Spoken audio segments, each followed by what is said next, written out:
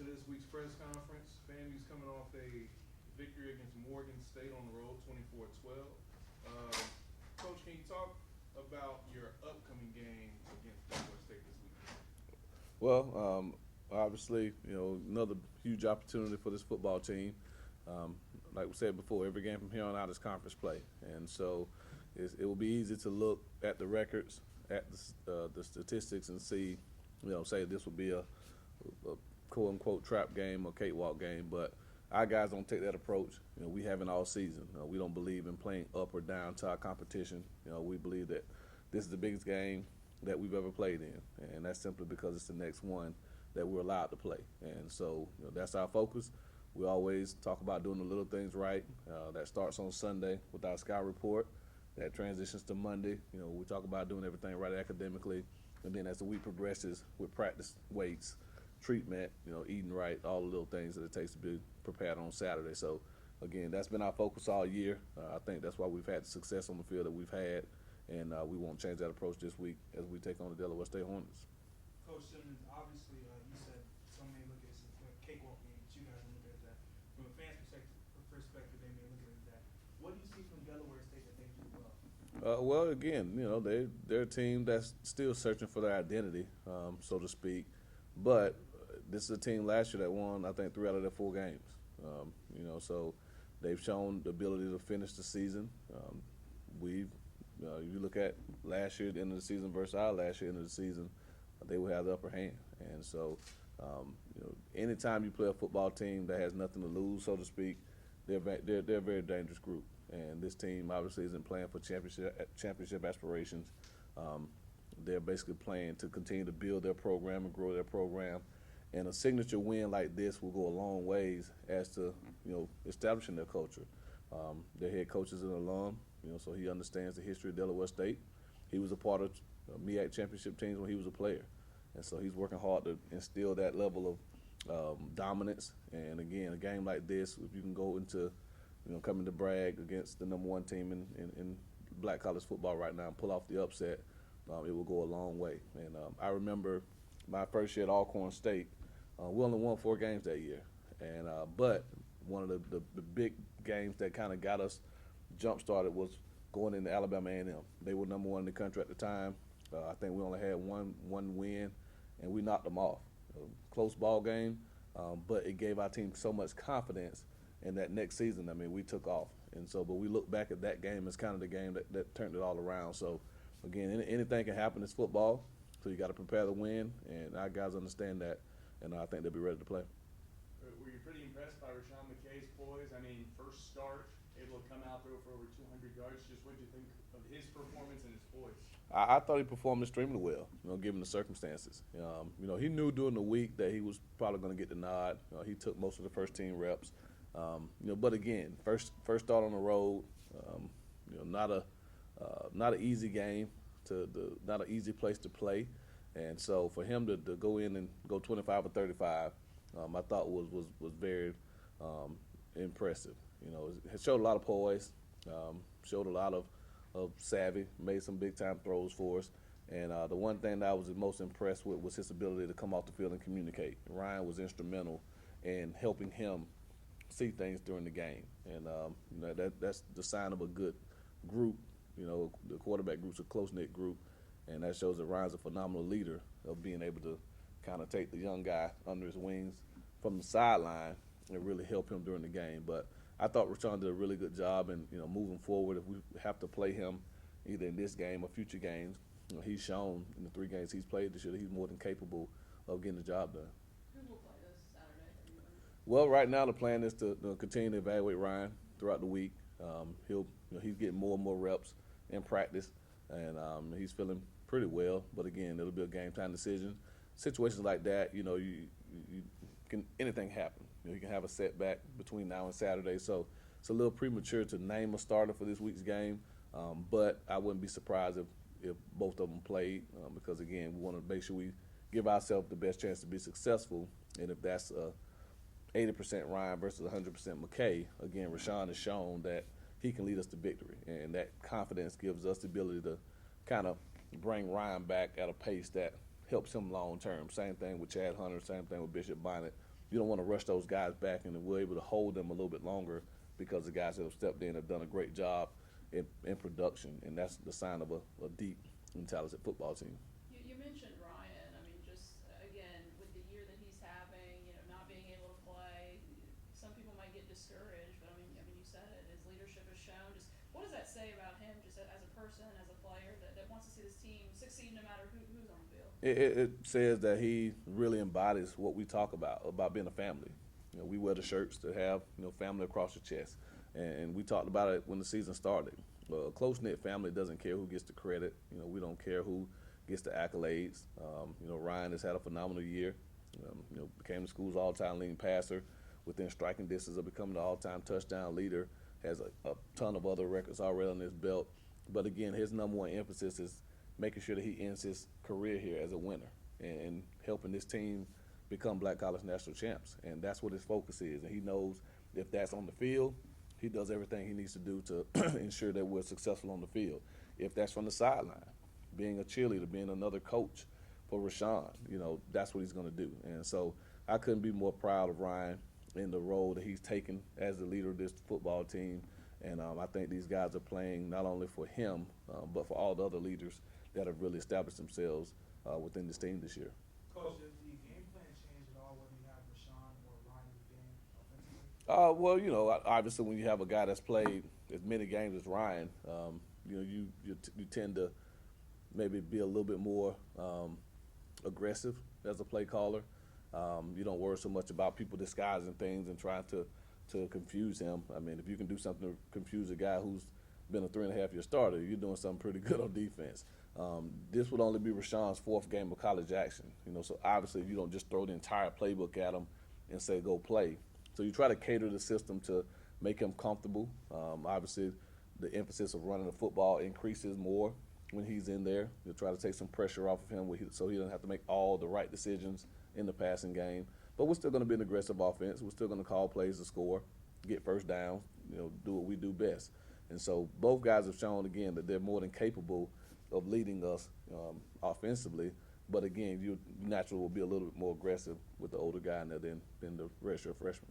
Coach, how are you addressing the special teams concerns specifically in punt coverage? Block against Morgan State led to a safety and 2 blocks in the South Carolina State game a couple of weeks ago. Well, it's about accountability, first and foremost, and that starts with us as coaches. So the first thing we had to do was look at ourselves. Are we putting these guys in the best position schematically to be successful? And once we make that determination, then it falls to the accountability of the players. We practice all of the looks. We go through everything as far as during the week. We tell the guys we put more emphasis on special teams than any team I've ever been around, probably anybody in the country. And so it goes to a point where at some point the guys that are on the field have to do the little things right. And the difference between offense, defense, and special teams is you're going to get somewhere close to 80 snaps, 70 to 80 snaps on offense and defense. There are egregious errors in both those phases. There are times when we bust the coverage on defense. There are times when we turn a guy completely loose on offense. But, again, over the course of a 70-play game, it doesn't have the same impact.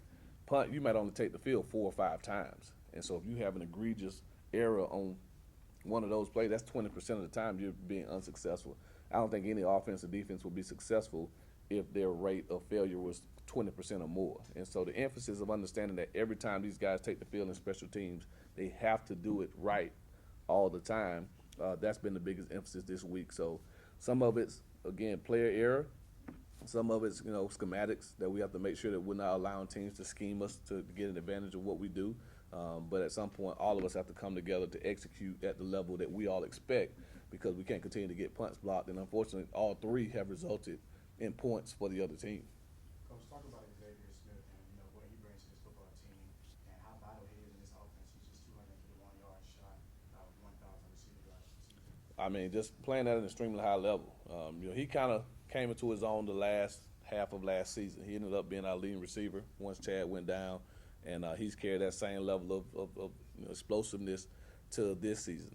He's one of the top receivers in all of FCS football, ranks in the top 15 in catches and yards, and he's just a football player. Again, we move him around, try to get him as many touches as possible. He can play inside, he can play outside. He's extremely quick, has phenomenal hands, and he's just a tough football player. And so, You know, he's a guy that you have to try to make sure he touches the football. And early in the year, we weren't really targeting him as much as we probably should have. About that third game against Southern, that's when we really made an emphasis to get Xavier Smith the ball. And since that time, he's shown that he's probably one of the best receivers in all of FCS football. Coach Simmons, just like last year, you guys defeated Morgan State, but then you guys had 3-game losing streak in the season. One of the models you preach this season is fight to finish. So once again, you beating Morgan State, having 3 games left on the schedule. What's the main difference between this year's team and last year's team? Well, one, you know, we've been through that. You know, last year's team had never experienced that. They had never been ranked number 1 in the country. They had never had a winning season. You know, they never had everyone tell them how good they were, patting them on the back. You know, so being able to go through that last year and see it, now our guys understand the warning signs of what to look for. And so this senior class, Ryan Stanley, Elijah Richardson, Terry Jefferson, DeMontre Moore, they're not going to allow the guys to duplicate that. You know, we're not going to get complacent. We're not going to start looking at the rankings or the stats or where we are. We're going to be where our feet are. We're going to focus on what we can control, and that's what we do today. That's all we're worried about. We're not even worried about Saturday. We're worried about what we do today to be the very best that we can be. Starts with making sure that everyone gets up, eats a good breakfast, make sure everyone gets to class, make sure everyone comes and goes to treatment if they need treatment. Then comes to practice fully dressed in all the gear that we're supposed to be in, you know, and goes through a 2.5-hour practice, focused and locked in. Then finish that and go eat healthy. All right, then go to study hall. The guys got to get their study table hours in, and then get ample rest. And so every little thing that we have to do to win the day, that's what we're focusing on. And then if we win every day this week, Saturday will take care of itself. And so that's kind of been our new mindset, as opposed to this time last year. You know, we were kind of riding the high, and we let a couple of games slip up on us that we probably should have won, and ultimately cost us a chance for a championship. But again, the history is probably the thing that helps us more this year, and then the leadership that we have as opposed to maybe last year's team. Coach, just want to confirm, it is Ryan's throwing shoulder. Yes. Is that right, that he's dealing with? How much do you limit him in practice with that? Well, it's more so on him. You know, it's what he can tolerate. And, you know, we have a phenomenal training staff, you know, that does a really great job of listening to our players. I think that's important that we listen to them. They know their bodies a lot better than we do. So I can say, hold them for the day. But if Ryan wants to go out there and throw, he needs to throw. We can say, hey, go practice. But if he says, Coach, I can't go, we have to listen to him. And so Ryan's communicated ever since the injury. He's met consistently with Kyle, our head athletic trainer. He's seen the staff at TOC.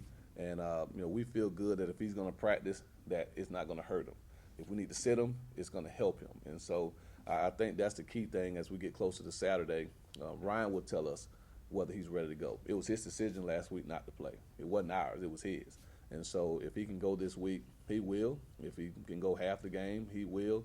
But we'll listen to him because he's earned the right to voice his opinion about how well he thinks he can go. And he knows if he gives us the best chance to be successful or not.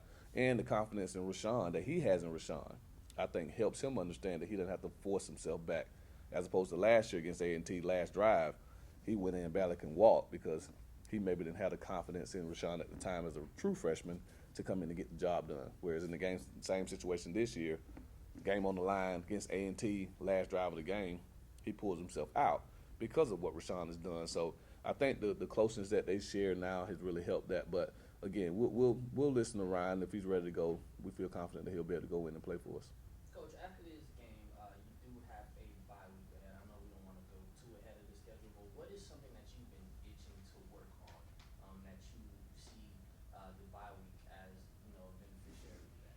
Well, I mean, right now we're in strict game mode, so the only thing we've talked about as far as the bye week is recruiting. You know, we have to really get caught up in recruiting. Obviously, the season's been going on, so our emphasis has been getting our guys ready to play. The bye week will give us a chance to get out on the road and see some high school games, to get in some schools and evaluate some prospective student athletes. So football-wise, my primary sole focus is Delaware State. I'm not even thinking about anything practice-wise as far as the bye week. The only thing that we've talked about, again, is recruiting and how we can kind of get a little bit ahead of the curve in that regard. Coach, are you surprised by the way that this team is kind of, I mean, turn things around? This is your second year, when you're 7-1. You inherit a team that kind of forgot how to win.